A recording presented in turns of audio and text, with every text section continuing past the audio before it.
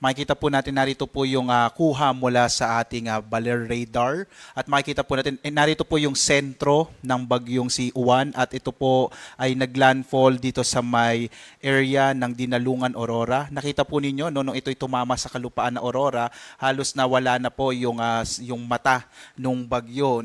Usually po nangyayari po ito kapag yung bagyo ay tumatama sa lupa, nagiging nasisira po yung mata niya dahil po bahagya po itong humihina. Gayunpaman, malakas na bagyo pa rin po ang dala nito. Posible po sa mamayang 2 AM update natin ay typhoon category na po mula sa super typhoon ang bagyong si Uwan. Pero makikita nyo po no, na ito po ay direktang tumama dito sa may bahagi ng Dinalungan sa lalawigan ng Aurora. So ito po yung nakaranas po ng malalakas na hangin na dulot po ng bagyong Uwan. Sa ngayon po, no, as of 10 PM naman, ay huling namataan ang sentro ng mata ng bagyong Uwan dito po sa may bahagi ng Kasibu sa lalawigan ng Nueva Vizcaya. Sa ngayon, ang kanyang lakas ay nasa 185 kilometers per hour, malapit sa gitna, pero makikita nyo po ang kanyang pagbugso ay nasa 255 kilometers per hour. Ito po ay lumakas yung pagbugso niya, lalo tumatama po kasi ito sa kalupaan. At muli po, no, nais ko pong bigyan din na yung mga lugar po, lalo na yung mga nasa taas ng bundok, ito po ay exposed at dahil po doon, posibleng mas malakas na hangin yung maranasan nung mga lugar na sa may kabundukan. Kaya po iba yung pag-iingat pa rin. Makikita nyo po, concentrated pa rin itong laki ng bagyo, particular na sa malaking bahagi ng Luzon at ilang bahagi ng Kabisayaan. Kumikilos pa rin ito ng mabilis sa 30 kilometers per hour pahilagang kanluran or northwestward. Sa ngayon po, no, nakataas pa rin, bago po yun, ito munang ating latest track ng bagyong Uwan. Una po, no, naglandfall po ito at 9:10 PM sa Dinalungan sa Aurora. At nung tumama po ito sa lupa, ito ay inaasahan na patuloy na kikilos dito po sa bahagi ng Northern Luzon. At posibleng bukas na umaga, ito ay nasa may Lingayen Gulf na or nasa katubigan ng Pangasinan or La Union. Samantala, makikita nyo po sa track natin, posibleng lumabas ng Philippine Area of Responsibility ang bagyong Uwan araw po ng Martes. So, balit pagdating ng Miyerkules ng gabi or umaga po madaling araw ng Huwebes, maaari itong pumasok muli ng PAR at maapektuhan po itong bahagi ng Taiwan. Mapapansin po ninyo, nakikita po natin dito sa Pag-asa na maaari may tumulak sa bagyo na dalhin po ito sa may bahagi ng Taiwan. Kung sakali pong mangyari ito, ay posible pa rin maapektuhan ang ilang bahagi naman ng extreme Northern Luzon. So sa mga kababayan natin sa Batanes, pwedeng makaranas pa rin ng mga epekto ng bagyong Uwan once na pumasok po dito ng Philippine Area of Responsibility. Pero araw po ng Biyernes, posibleng maging isang low pressure area na lamang itong bagyong Uwan. Mais ko pong ipakita sa inyo yung posibleng daanan ng sentro ng bagyong Uwan. Makikita po ninyo sa ngayon ay nasa Nueva Vizcaya na siya.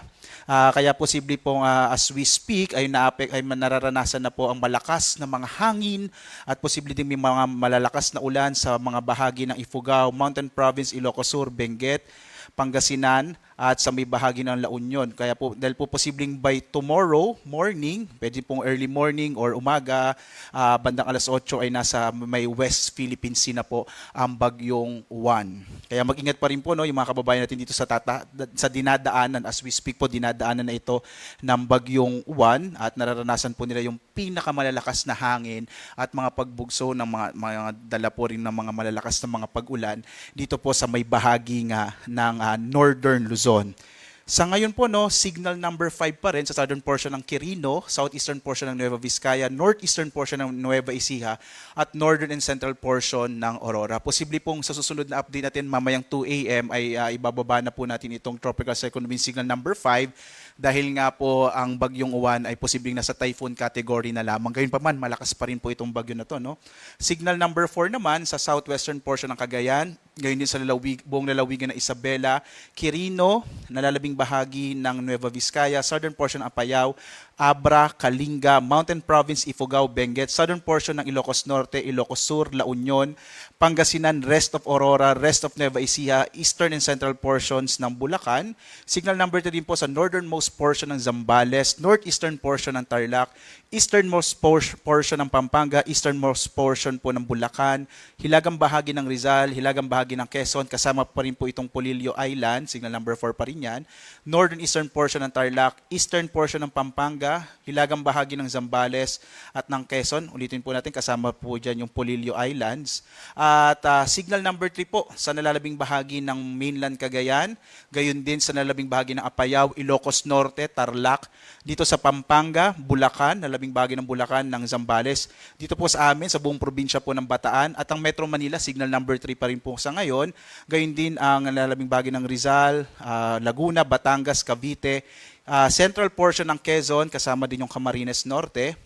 Samantala, signal number 2 naman po dito sa Babuyan Islands, kasama din ang nalalabing bahagi ng Quezon, Marinduque, Romblon, Oriental Mindoro, Occidental Mindoro, kasama po itong Lubang Islands, Camarines Sur, gayon din yung Catanduanes, Albay, Sorsogon, northern and central portion ng Masbate, at gayon din kasama po yung Ticao at Burias Island.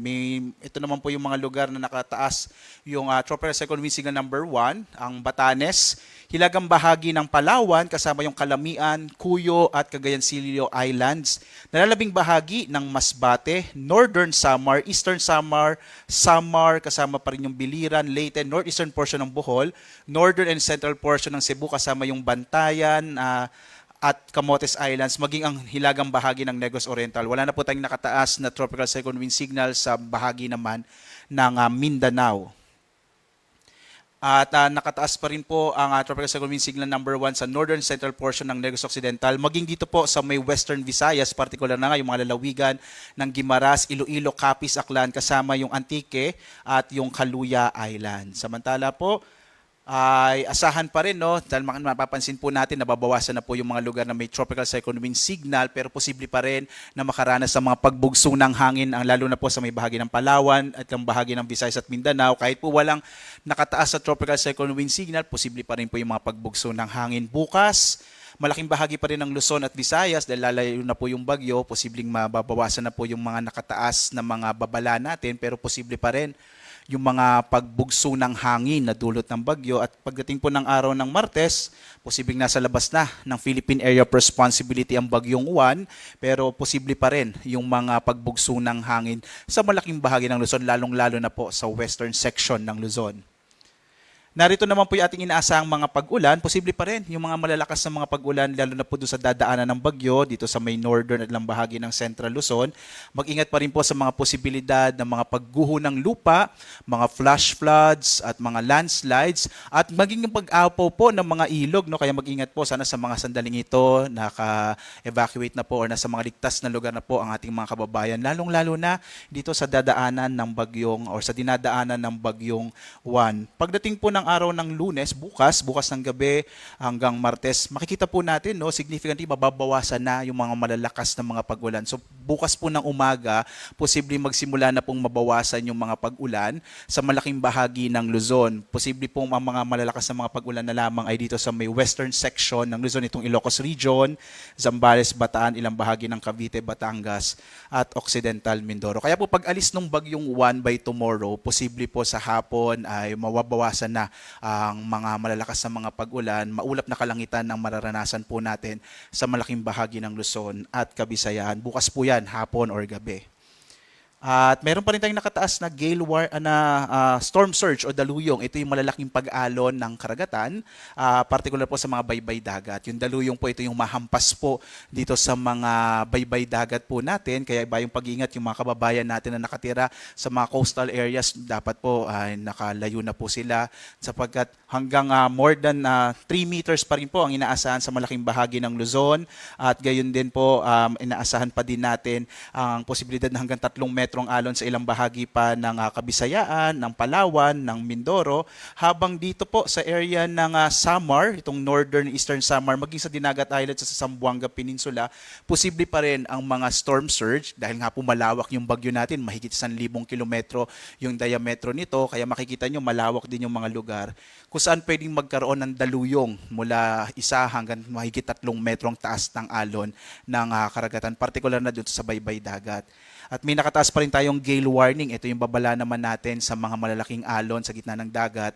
Makikita po natin halos buong Luzon, maging ang bahagi po ng eastern section ng Visayas at eastern section ng Mindanao, northern part ng Palawan ay mayroon po tayong mga nakataas na gale warning. Delikado po na maglayag yung mga sasakyang pandagat at mga bangka dahil po sa nakataas na gale warning sa malaking bahagi ng ating bansa, magiging napakaalo ng karagatan. Ito ay dulot pa rin ng bagyong Juan.